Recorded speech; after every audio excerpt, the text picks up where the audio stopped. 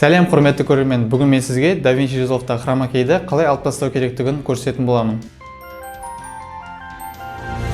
DaVinci Resolve программасына хромакейді алып көрсететін болсам, ол үшін мен екі видео дайындап алдым, яғни футаж. Бірі қарапайым видео, дәл осы видеоның үстіне мен қазір YouTube-тың белгісін хромакейді алып тастап өзін қоятын боламын. Ол үшін мен қазір таймлинияға салып аламын бірінші. Мына қарапайым видео бұлттардың.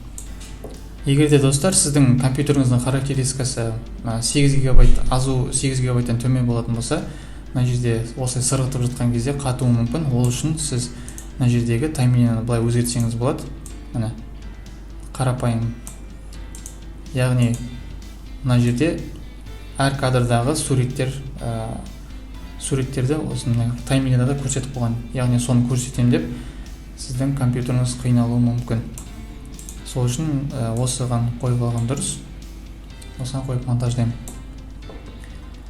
Және де оның үстіне YouTube белгісін қоятын боламыз. Негізі мына видеода элементтер көп. Subscribe, лайктың белгісі. Бізге керегі қазір бас жағын көрсетейін. Міне осы YouTube деген белгіні қоятын боламын. Ол үшін мен қазір И және О әрпі арқылы өзіме керекті жерді таңдап аламын. YouTube подписаться, колокольчик. Қазір өшет, осы жерге дейін О дегенді әріпті бастым. Звугымен бірге осында көшіретін боламыз. Бізге осы соңғы жағында шыққаны дұрыс. Міне қараңыздар, видео келе жатады және мына жасыл фон бастап кетті. Арт жағы көрінбейді.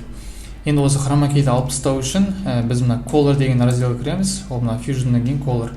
Color дегеніміз мына жердегі цвета коррекция жасайтын раздел болып табылады. Сіз мына Color дегенді ашқан кезде сізге дәл осылай тұрады. Және мына жердегі мына пипетканың разделіне басамыз. Дәл осы жерге алып келген кезде 1, 2, 3, 4 төртінші нүктесіне, төртінші страницасына келген кезде 3D деген жазу тұрады. Осы жерде, осы разделде хромакейді алып тастайтын боламыз. Ол үшін біз мына пипетканы алып, мына жасылды мышканың сол жағын басып отырып, осылай белгілеп алатын боламыз. Белгіледім. Жасыл белгіленді. Және міне оң жақта альфа каналды құру керекпіз. Ол үшін біз міне add alpha output дегенді қоямыз. Яғни альфа шығу каналын создать ету, құру деген мағынаны білдіреді. Бастым. Көк нүкте пайда болады, оның үстіне басып отырып, көкпен жалғайтын боламыз. Біздің жағдайда мына YouTube деген жазудың өзі арт жағы көрініп қалды. Бұл жерде еш қиындығы жоқ. Мына жерде бұны былай өзгертетін боламыз. Мінекей артындағы жасыл фон кетті.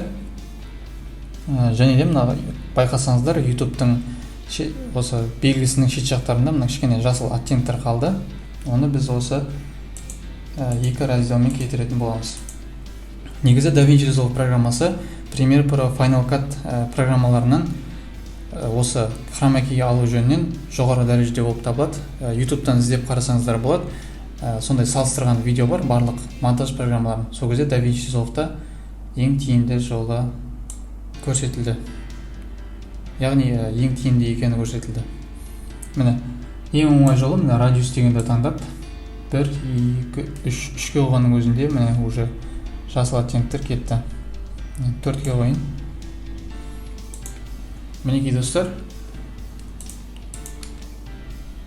YouTube каналдың белгісі міне астындағы жасыл хромакейсіз ойнатылып тұр. Егер де осы YouTube белгісін оң жағына немесе сол жағына, астыңғы жағына қоятын болсаңыз, сіз мына жердегі Zoom және Position деген разделмен осылай жылжытып қоятын боласыз.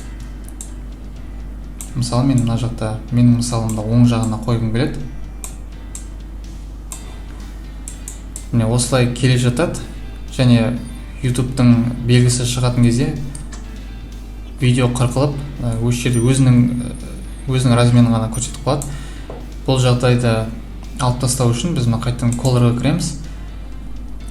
Міне output, alpha output арқылы біз хромакейді алып тастайтын болсақ, енді мына жердегі полный артындағы фонның видеосының бәрін көрсететін боламыз. Міне қазір мына жақта қайтадан оң жағына басып add source дегенде басамыз.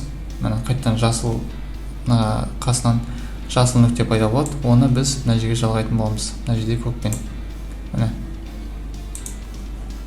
Мінекей достар.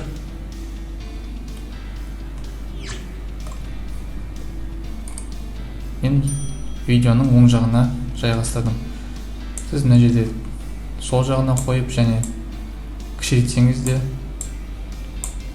жаңағы қара төрт бұрыш, яғни осы YouTube белгісінің футажының границасы пайда болмайтын болады. DaVinci Resolve'дан көптеп сабақтар шықсын десеңіздер, осы видеоға лайк басуды және астына комментарий қалдыруды ұмытпаңыздар. Сіздердің қолдауларыңыз мен үшін өте маңызды.